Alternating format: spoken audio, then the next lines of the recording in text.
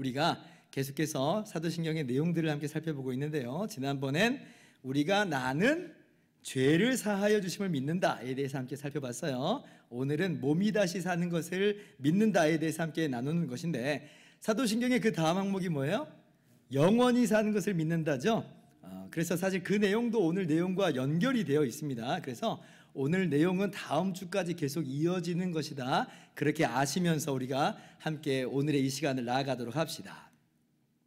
여러분, 다른 종교와 사상과 구별된 우리 기독교만의 특별한 독특한 특징이 뭐예요? 부활이죠. 부활. 예수님께서 죽으셨다가 다시 살아나셨다. 예수님이 부활하셨다. 예수님의 부활이 우리 기독교의 복음의 핵심이에요. 사도들이 이 예수님의 부활의 증인으로서 복음을 전했고, 사람들은 그 예수님의 부활 소식을 듣고 예수님을 믿은 거예요. 물론 어떤 사람들은 예수님의 부활 소식을 조롱했습니다. 자, 그런데 예수님의 부활은 예수님의 부활로만 끝나지 않죠. 성경은 뭐라고 이야기해요? 예수 안에서 우리도 부활할 것이다. 이것이 이어지는 복음의 메시지죠. 그래서 우리 성도들의 소망이 뭐냐면, 예수님이 다시 오실 때에 우리도 부활할 것이 바로 우리의 소망입니다. 우리는 지금 이 땅에서의 삶이 우리의 인생의 전부라고 믿는 사람들이 아니에요. 그죠? 우리는 부활을 소망하면서 살아가는 사람들이다. 자, 그렇다면 우리는 성경대로 부활을 믿고 소망하고 있는데, 그 내용을 조금 더 자세히 살펴보도록 합시다.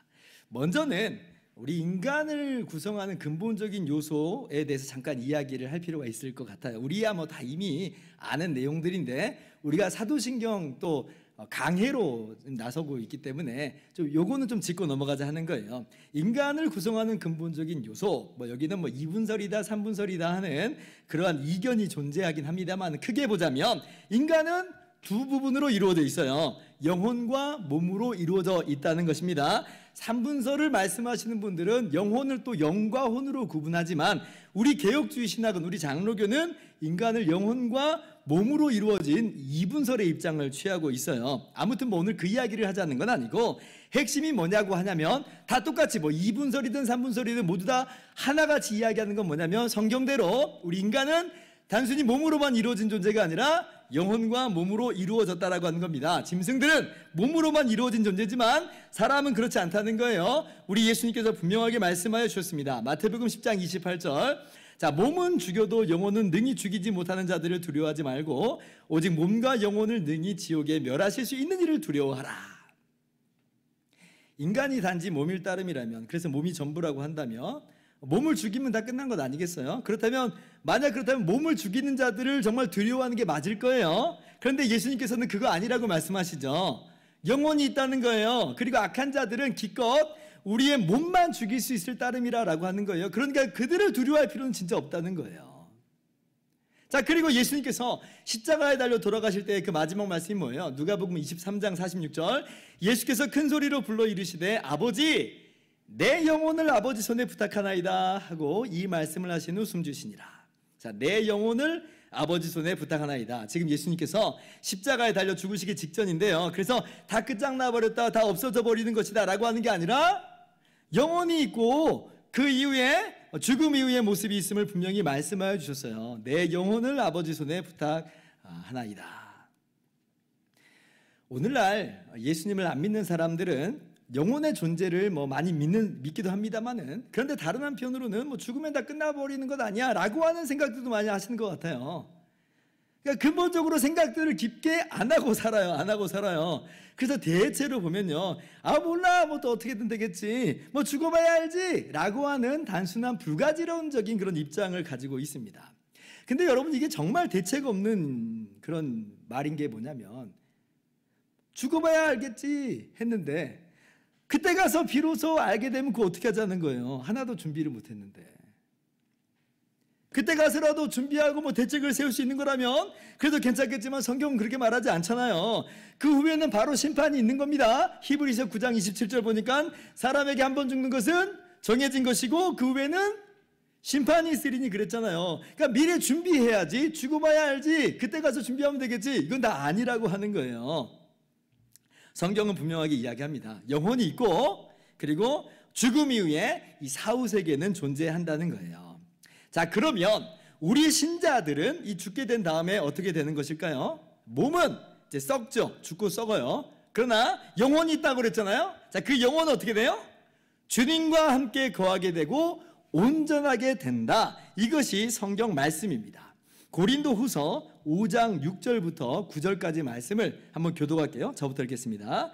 그러므로 우리가 항상 담대하여 몸으로 있을 때에는 주와 따로 있는 줄을 아노니 우리가 담대하여 원하는 바는 차라리 몸을 떠나 주와 함께 있는 그것이라. 같이요. 그런즉 우리는 몸으로 있든지 떠나든지 주를 기쁘시게 하는 자가 되기를 힘쓰노라. 자, 바울 사도는 몸의 죽음을 두려워하거나 마다하지 않았어요. 왜냐하면 그것으로 모든 것이 끝나는 것이 아님을 분명히 알았기 때문에 그렇습니다. 그렇다고 일부러 죽음으로 들이밀지는 않아요. 여전히 살게 하시는 하나님의 선하신 뜻이 있기 때문에 하나님께서 주신 바 그 소명, 사명이 있기 때문에 그것을 최우선으로 여기면서 살아갑니다. 근데 그 마음속에서 정말 사모하는 바는 뭐냐면 몸을 떠나 주와 함께 있는 그것이니라 그래요. 똑같은 이야기를 빌립보서에서 한 번 더 이야기하죠. 자, 빌립보서 1장 23절 24절 또 교독할게요. 내가 그 둘 사이에 끼었으니 차라리 세상을 떠나서 그리스도와 함께 있는 것이 훨씬 더 좋은 일이라. 그렇게 하고 싶으나 내가 육신으로 있는 것이 너희를 위하여 더 유익하리라. 자, 죽음 이유가 훨씬 더 좋은 일이라 그러죠. 자, 왜냐하면 왜 그래요? 그것은 그리스도와 함께 있는 것이기 때문에 그렇다라는 것이에요. 물론 여러분, 우리가 이 땅에 있는 동안에도 이미 주님과 함께 있는 것이에요. 그러나 아직 이게 완성된 것은 아니에요. 완성된 것은 아니에요. 앞으로 어떻게 될지 불안한 상태라고 하는 게 아니라 여전히 우리가 죄악 가운데 있는, 죄를 짓는 연약함 가운데 있다는 걸 제가 말씀드리는 거예요. 이미 이루어졌고 완성될 것이 분명히 약속됐지만 아직 죄를 짓지 않는 그런 완성된 상태에 도달한 것은 못했다는 거예요. 그래서 바울은 몸을 떠나서 주님과 함께 있는 것을 정말 사모했어요. 그것이 훨씬 더 좋은 일이라. 그러나 다시 한번 말씀드립니다. 그렇다고 죽음으로 일부러 자신을 몰아넣은 것은 아니에요. 왜냐하면 주님께서 맡기신 선한 사명이 있다고 제가 말씀을 드렸어요. 바울 사도가 분명하게 이야기하죠. 그래서 뭐라고 말해요? 내가 육신으로 있는 것이 너희를 위하여 더 유익하리라. 그래서 지금 이 땅 가운데 사명을 이루기 위해서 살아가는 것이다 라고 이야기합니다. 그래서 우리 기독교인의 삶은 결코 도피적이라거나 염세적인 그런 세계관을 갖고 있는 거 아닙니다. 우리 자살하는 거 강력하게 반대해요. 왜냐하면 그것은 하나님께서 이 땅에서 우리가 이루도록 하는 그 사명을 우리가 임의로 저버리는 죄이기 때문에 그렇습니다. 우리는 임의로 우리의 목숨을 내려놓는 것 절대 반대하는 사람들이에요. 아무튼 성도가 죽은 이후에 영혼이 이르는 곳이 있어요. 그죠? 영혼은 이제 주님과 함께 있는 거예요. 그리고 그로써 그 영혼이 온전하게 변화된 거예요. 이게 성도의 죽음 이후에 우리 영혼의 상태죠.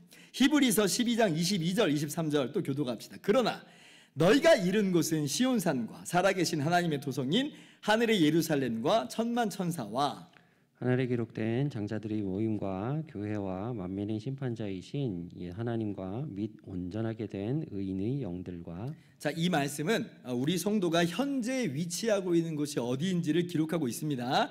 땅에서는 우리가 비록 환난과 핍박을 받고 있지만 이미 우리는 하늘에 있는 것이다 라고 하는 것을 말씀하고 있는 거예요. 자, 그런데 주목해서 살펴볼 건 뭐냐면 23절 보세요.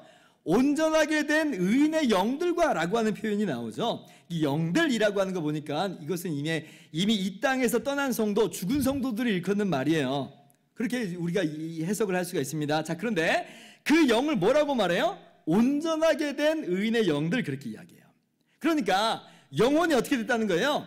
완전히 의로운 존재로 변화되게 되었다는 겁니다. 땅에서는 의롭다라고 칭함을 받았던 것이 이제 저 하늘에서는 온전히 의롭게 된 것으로 나타나게 되었다는 거예요. 언제? 죽음 이후에 영혼이 온전히 의롭게 되었다. 그래서 죽음 이후에 영혼은 어떻게 되는가? 라고 할 때에 주님과 함께 있는 것이고 그리고 온전히 의롭게 된 것이에요. 더 이상 그 영혼은 죄 가운데 있지 않아요. 완전하게 의롭게 됐어요. 주님과의 완전한 하나됨 안에서 죄의 권세를 완전히 극복하게 된 것이에요. 그러니까 이게 얼마나 사모함이 돼요.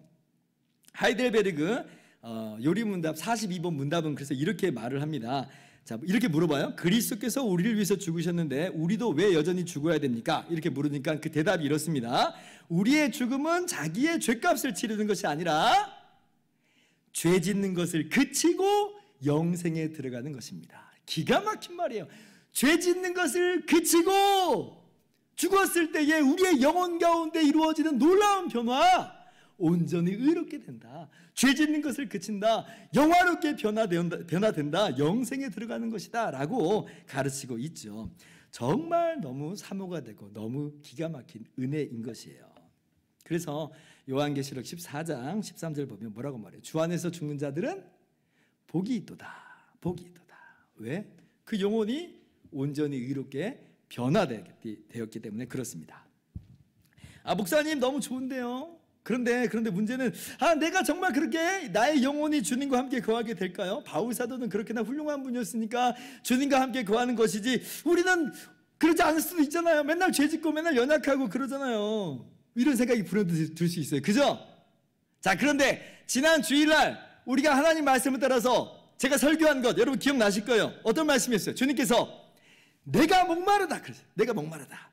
그렇게 우리의 모든 죄와 모든 저주를 다 받으셨음을 밝혀주셨어요. 그리고 다 이루었다 말씀하셨죠. 다 이루었다. 그러면서 십자가에서 죽으셨어요. 우리의 모든 구원을 완성하셨다는 거예요. 그러면서 구원받은 강도 이야기를 제가 했잖아요. 구원받은 강도 이야기. 이 강도가 한 게 뭐가 있어요. 그러나 예수여 당신의 나라에 임할 때 나를 기억하소서라고 말을 할 때에 주님께서는 그 강도를 향해서 오늘 네가 나와 함께 낙원에 있으리라 말씀하셨어요. 낙원에 있으리라. 이 강도가요 한 건 아무것도 없어요. 그냥 십자가 위에서 자신의 죄인됨을 깨달았어요. 자기가 주인 되었던 삶에서 돌이켜서 이제 예수님을 왕으로 모셨어요. 예수님을 기름 부음 받은 나의 구원자로 모셨어요. 그것밖에 한 게 없어요. 그런데 그러면 된다는 거예요. 그러면 그것만으로 주님께서 뭐라고 말씀하셨어요? 그 영혼이 낙원에 들어가게 된다. 예수님께서 백성으로 받아들여 주셨다는 거예요. 이게 이제 우리의 모습이에요. 그래서 바울 사도만 해당되는 이야기가 아니라 우리 모든 예수님을 주와 구주로 믿는 성도들이 죽었을 때에 그 영혼이 온전하게 변화되는 겁니다. 그렇게 낙원에 이르는 거예요. 주님과 함께 거하게 되는 것임을 여러분 믿으시기를 바랍니다. 자, 그런데 우리 기독교의 복음은 이 정도만이 아니에요. 이것만으로도 정말 복된 일이고 너무 놀라운 은혜인데, 그래서 여기서 멈추시는 분들이 있는데, 근데요 이거는요 절반만 온 거예요. 절반만. 자, 왜 그러냐면, 자, 우리 영혼이 그렇게 주님과 함께 거하게 되고 의롭게 됐잖아요. 근데 아까 제일 처음에 뭐라고 그랬어요? 우리 인간은 뭘로 이루어져 있어요? 영혼과 몸으로 구성됐다고 그랬죠. 그럼 영혼은 완전히 의롭게 됐는데 우리의 몸은 어떻게 된 거예요? 그게 우리의 인간인데, 몸과 영혼이 아울러 있는 게 인간인데 우리 몸은 어떻게 되는 거예요? 이제 이것까지 나가야 되는 거예요. 몸은 쓸데없는 것이다, 몸은 필요 없다? 아니에요. 아니 그럴 거라면 애초에 하나님께서 인간을 이렇게 만드시지 않았어요. 몸이 없는 영적 존재 있죠? 천사, 이미 천사라고 하나님께서 만드셨잖아요. 그런데 하나님께서 이번엔 천사가 아니라 인간을 만드셨다는 말이에요. 즉 몸이 차지하고 있는 의미가 있어요. 그러므로 우리의 영혼이 죽어서 주님과 함께 거하는 것이 이게 최종적인 완성은 아닙니다. 정말 최종적인 완성은 뭐냐면 우리의 몸이 부활하여서 영혼과 몸의 완전한 사람으로서 주님과 함께 거하는 것, 그렇게 완전히 거룩하게 영화롭게 변화되는 것이에요. 이게 우리의 최종적인 구원의 완성입니다. 우리가 성경 말씀대로 사도신경을 따라 고백하는 내용이 바로 그거예요. 나는 몸이 다시 사는 것을 믿습니다. 자, 그런데 우리가 이제 그렇게 우리가 부활하여서 우리의 몸까지도 완전히 거룩하게 변화되는 것을 함께 소망하면서 살아가는데, 근데 이제 우리 성경은 또 뭘 말하냐면 우리 믿는 자들만 부활하는 것이 아니고 악인도 다시 살아난다라고 이야기를 합니다. 그래서 우리가 몸의 부활을 믿는다라고 할 때 그 요점은 단순히 다시 살아나는 것, 이건 아니에요. 악인도 다시 살아나니까. 요점은 뭐예요? 어떠한 부활로 나오느냐가 중요하다는 거예요. 우리는 생명의 부활로 나오죠. 그게 진짜 부활이라고 하는 거예요. 자, 한번 말씀 같이 봅시다. 요한복음 5장 28절 29절입니다. 자, 교환을 보시면서 우리 교독할게요. 제가 먼저 읽습니다. 자, 이를 놀랍게 여기지 말라. 무덤 속에 있는 자가 다 그의 음성을 들을 때가 오나니. 선한 일을 행한 자는 생명의 부활로, 악한 일을 행한 자는 심판의 부활로 나오리라. 자, 예수님께서 하신 말씀이에요. 생명의 부활이 있고 또 뭐도 있어요? 심판의 부활도 있다고 그러죠. 자, 여기서 오해하지 말 것은요, 선한 일을 행한 자는 생명의 부활로 나오리라 하니까 마치 선행이 구원의 조건처럼 생각될 수 있지만 그렇지 않습니다. 예전에도 제가 말씀드렸는데 그 앞절에 5장 24절에 이렇게 주님께서 이미 말씀하셨어요. 내 말을 듣고 또 나 보내신 이를 믿는 자는 영생을 얻었고 심판에 이르지 아니하나니 사망에서 생명으로 옮겼느니라. 이미 말씀하신 거예요. 선행으로 뭐 영생을 얻는 것, 생명의 부활로 나온다는 것 아니라는 거예요. 우리가 어떻게 해서 영생을 얻고 생명의 부활로 나오게 되냐면 우리를 대신해서 십자가에서 죽으시고 부활하신 예수님을 믿음으로 우리는 거저 생명의 부활로 나오는 거예요. 29절은 그럼 뭐냐? 선한 일을 행하는 자는요, 예수님 믿는 자의 당연한 삶의 모습인 거예요. 마치 좋은 나무에서 좋은 열매가 맺는 것 같은 그런 모습으로 우리가 이해할 수 있다는 거죠.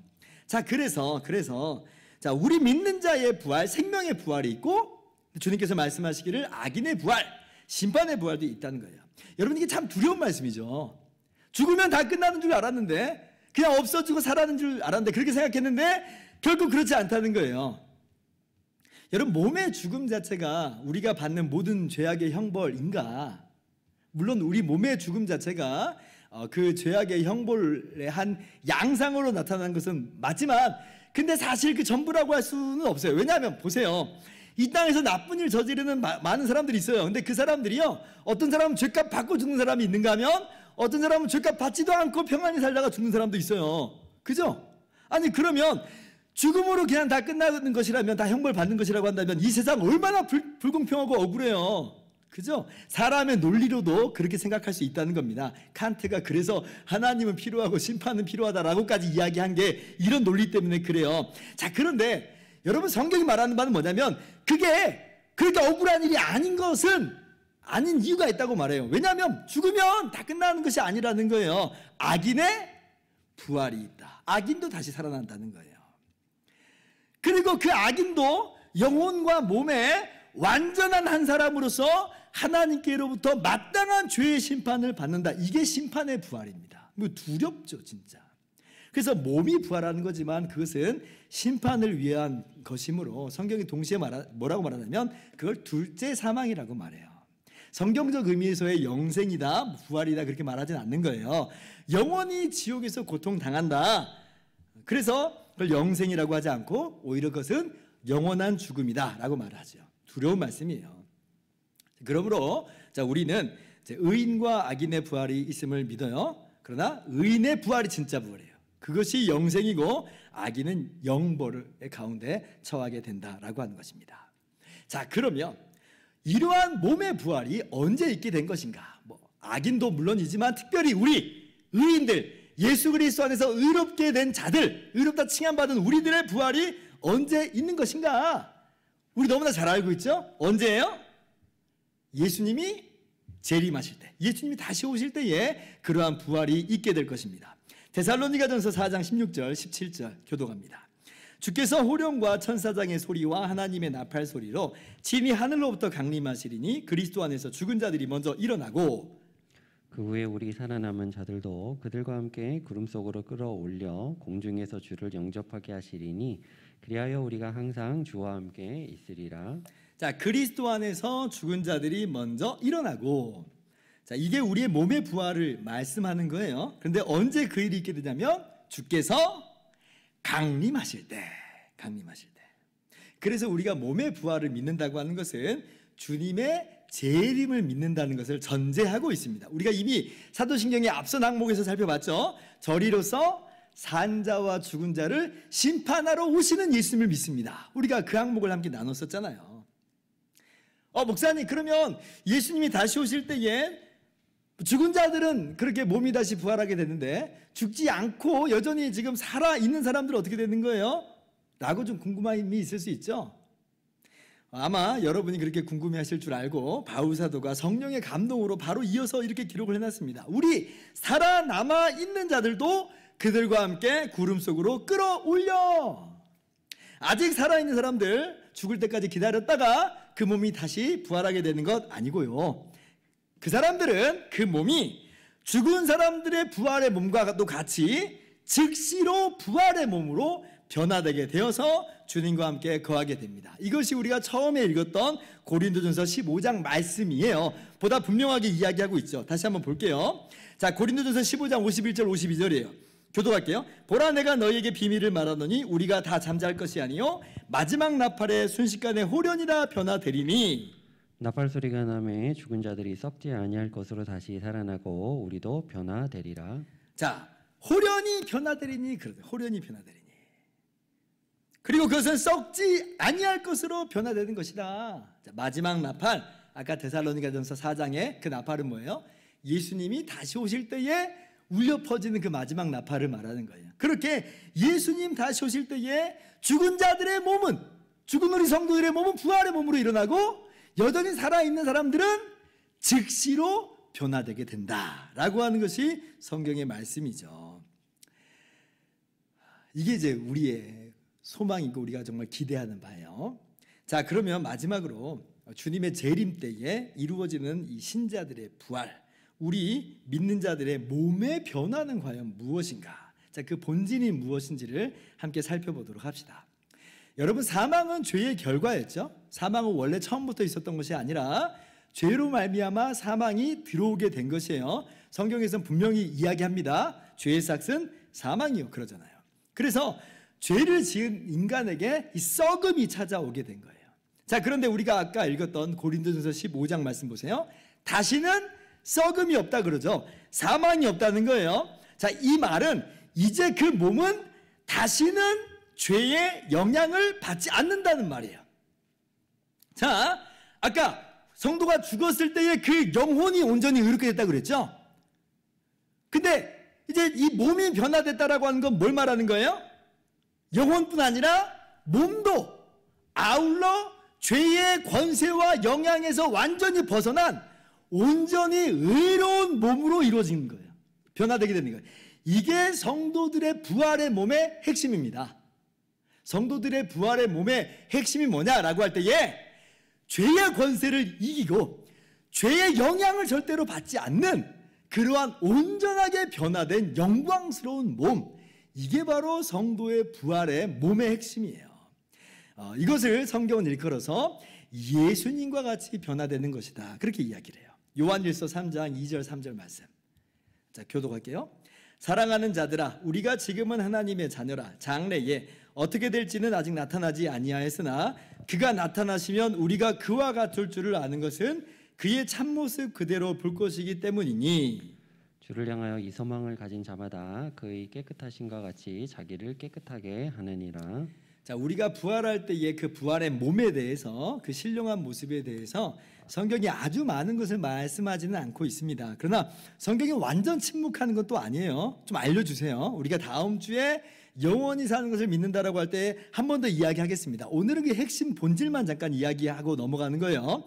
자, 그러면 이 부활의 몸의 핵심이 뭐냐라고 할 때에 그것은 부활하신 예수님과 같이 되는 것이다 라고 하는 거예요. 그래서 우리가 예수님의 그 부활하신 몸을 보면서 우리의 부활의 몸을 그려볼 수 있는 것이에요. 오늘 말씀드리는 핵심 뭐냐면 그렇게 우리가 영화롭게 변하게 될 것이다 라는 것이죠. 요한일서 3장 3절 다시 한번 보세요. 그의 깨끗하심과 같이, 그러죠. 그의 깨끗하심과 같이. 그러니까 주님의 영광스러운 부활의 모습은 뭐냐면 그 영혼과 몸이 깨끗하신 거예요. 깨끗하신 거예요. 물론 주님 부활하시기 이전에도 죄와 흠은 전혀 없으셨습니다. 그러나 예수님께서 우리의 연약한 육신, 죄된 육신을 가지고 이 땅 가운데 계셨죠. 사단으로부터 시험을 받으시는 그런 몸이다라고 하는 거예요. 시험에 넘어져서 죄를 졌다는 말이 아니라 시험 가운데 있는 말이에요. 그런데 자, 부활하신 예수님은 깨끗하시다 그래요. 깨끗하시다. 이게 단순히 뭐 육신의 불구나 늙어짐을 향해서 깨끗하다라는 말이 아니에요. 그럴 거면 그 뒤에서 3장 3절 다시 한번 보세요.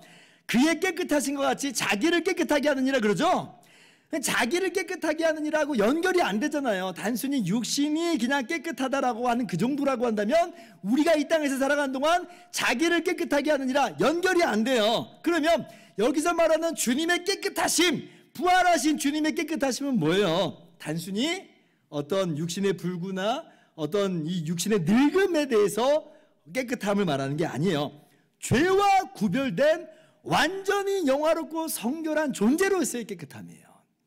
다시는 죄의 시험을 받지 않는 그 모든 시험을 능히 이기고 극복하는 완전한 그러한 부활의 몸, 그러한 부활의 영혼과 몸으로서의 깨끗하심. 그래서 부활하신 예수님은 신성 말고 원래 성자 하나님 되신 말고 그 취하신 인성이 부활하심으로 완전히 영화롭게 되신 겁니다. 영혼뿐만 아니라 몸이 완전히 영화롭게 됐어요. 자, 그렇다면 우리의 몸이 그 영혼과 함께 부활함으로 말미암아 영화롭게 변화되게 된다라고 우리가 생각을 할 수가 있지요. 이것이 바로 우리의 몸의 다시 삶이에요. 그러니까 우리의 몸이 다시 산다 하면 우리는 그냥 마냥 우리의 육신이 어떤 늙음이나 어떤 약함이나 불구나 이런 것들에서 변화되게 된다. 그거 있어요. 제가 그거 부인하는 거 아니에요. 성경에서 말하는 바가 분명히 그런 거예요. 그러나 그게 본질은 아니에요. 본질은 뭐냐면 우리의 영혼과 몸이 아울러 죄에서 완전히 벗어나게 되는 거예요. 죄의 영향에서 완전히 벗어나게 돼요. 이게 상상이 안 되죠. 우리의 전 존재가 다시는 죄를 짓지 않게 되는 존재로 변화되게 된다. 정말 우리의 이해를 뛰어넘는 영역이에요. 그러나 우리가 몸이 다시 살아나게 됐을 때 우리의 영혼과 몸의 전 존재는 바로 그러한 모습으로 완전하게 변화되게 되는 겁니다. 우리가 부활하신 예수님 보면서요, 그게 진짜 현실임을 우리는 알게 되는 거예요. 지금은 그게 진짜 정말 그렇게나 될 수나 있을까? 우리는 죄와 너무나 많이 치열하게 싸우고 있기 때문에 과연 우리의 몸과 영혼이 죄에서 완전히 벗어나서 죄를 이기고 다시는 죄를 짓지 않는 존재가 될 것인가 의구심이 있기도 한데, 그러나 주님의 부활체를 보면 우리는 확신할 수가 있어요. 그렇게 되고야 말 것이에요. 그의 깨끗하심과 같이. 그래서 우리가 이 땅에서 사는 동안 깨끗하게 사는 겁니다. 깨끗하게. 완전하게 깨끗하게 살 수 있는 건 아니지만 우리가 그와 같이 될 줄을 알기 때문에 이미 이 땅에서 우리는 깨끗한 삶으로 살아가려고 애를 쓰는 거예요. 마치 뭐하고 비슷하냐면 신부가 결혼식을 앞두고 자신을 단장하는 것 같이. 결혼식이야말로 정말 최고의 그 하이라이트잖아요. 마치 그것처럼 우리가 이 땅에서 우리 자신을 그렇게 단장하면서 살아가는 것이다. 주님이 다시 오시는 날 우리의 몸이 부활하게 될 것인데 그때 우리의 영혼과 몸은 완전하게 영화롭게 될 것이에요. 주님과 같이 될 것이에요. 주님의 깨끗하신 같이 우리는 깨끗하게 변화되게 됩니다. 얼마나 기가 막힌 은혜가 우리 앞에 놓여 있는지 우리가 분명하게 깨닫고 몸이 다시 사는 것을 믿으시고 그 믿음 가운데서 우리가 계속해서 거하며 소망 가운데 살아가는 저와 여러분 다 되기를 주님의 이름으로 축원합니다.